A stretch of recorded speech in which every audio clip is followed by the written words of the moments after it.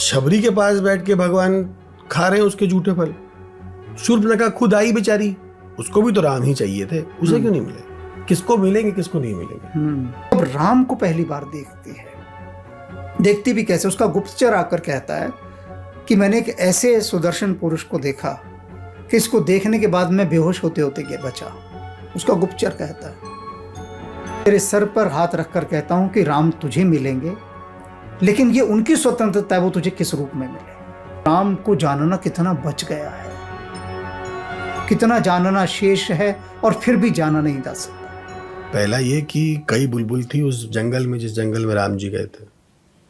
शूर्पणखा भी थी, शबरी भी थी, और भी कई थे। रावण की तरफ भी वहां भी रह रहे थे कुछ। वो जो एक रावण को जाकर रावण के दूत जिनको पकड़ लिया था उनमें से वापस गए थे, जो उसने बताया, फिर वो रावण की लात खा के वापस आए, उनमें से एक बुलबुल वो भी थी छोटी सी। लेकिन शबरी के पास बैठ के भगवान खा रहे हैं उसके झूठे फल। शूर्पणखा खुद आई बेचारी, उसको भी तो राम ही चाहिए थे, उसे क्यों नहीं मिले? किसको मिलेंगे किसको नहीं मिलेंगे?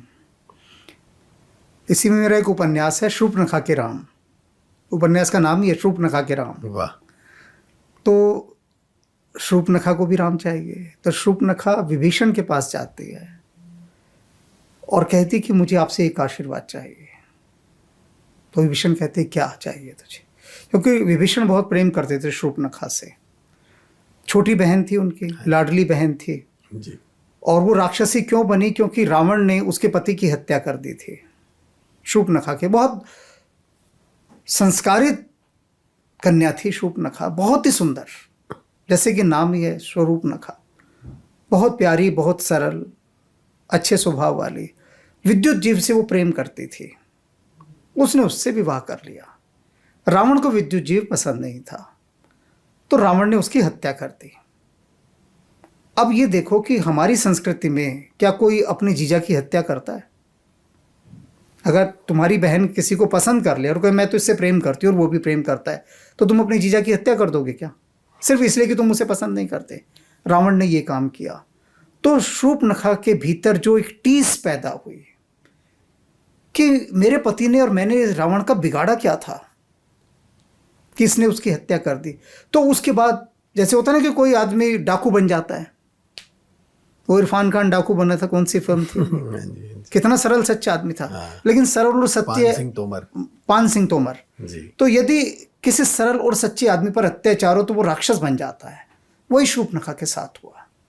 तो वो फिर राक्षसी बन गई। उसने कहा मैं भी अब हत्याएं ही करूंगी और कुछ नहीं करूंगी, और वो एक ही काम में लगी रही, हत्याएं करने में। तो रावण ने क्षतिपूर्ति करने के लिए उसको वहां की अधिपति बना दिया, दंडकारण्य की, कि तू यहाँ की सेनापति है, तू इसमें उलझी रहे, यही मेरा प्रायश्चित है। मतलब बचने के लिए पारिवारिक कलह से। अब वो जो राक्षसी बनी उसका एक ही काम था कि मारना बस, और कुछ नहीं करना। तो वो जब राम को पहली बार देखती है, देखती भी कैसे, उसका गुप्तचर आकर कहता है कि मैंने एक ऐसे सुदर्शन पुरुष को देखा कि इसको देखने के बाद मैं बेहोश होते होते बचा। उसका गुप्तचर कहता है। तो शूर्पणखा उससे कहती है अगर तेरी बात गलत निकली ना, मैं तेरा सर काट दूंगी। उस सिर झुकाता, कहता स्वीकार है। कहता चलो मैं दिखाता हूँ कहाँ है। अब वो पूरे अंगरक्षकों के साथ चलना था, वो कहती नहीं मैं अकेली जाऊंगी। खरदूषण त्रिशिरा वहीं पे थे। शूर्पणखा अकेली जाती है बिल्कुल, और जैसे ही राम को देखती है वो बेहोश होकर गिरने लगती है, पेड़ को थाम जाती है। वो कहती है कि ऐसा सुदर्शन पुरुष तो मैंने आज तक नहीं देखा। और वहां से उसके भीतर राम जो है वो काम के रूप में प्रवेश करते हैं। वो राम की कामना करती है उनको अपने पति रूप में पाने के लिए। और जब वो लौटकर विभीषण के पास आती है तो बाद में उनसे कहती है कि मुझे एक आशीर्वाद चाहिए और मेरे सिर पर हाथ रख के कह दो कि तुझे राम मिलेंगे। तो विभीषण कहते हैं कि तुम मुझसे ही क्यों कह रही है ये बात? कहती क्योंकि आप राम के भक्त हैं, मैं राम की प्रेमिका हूं। तो विभीषण कहते हैं ये दोनों में अंतर क्या है, प्रेमिका और भक्त होने में? तो शूर्पणखा कहती है भक्त डरपोक होता है, प्रेमी डरपोक नहीं होता। कहती आपको पता था कि राम यहां पर आए हुए हैं, आपकी हिम्मत नहीं हुई जाकर मिल लो पंचवटी में। नहीं हिम्मत हुई ना, क्योंकि रावण के डर के कारण आप राम से मिलने नहीं जा सके।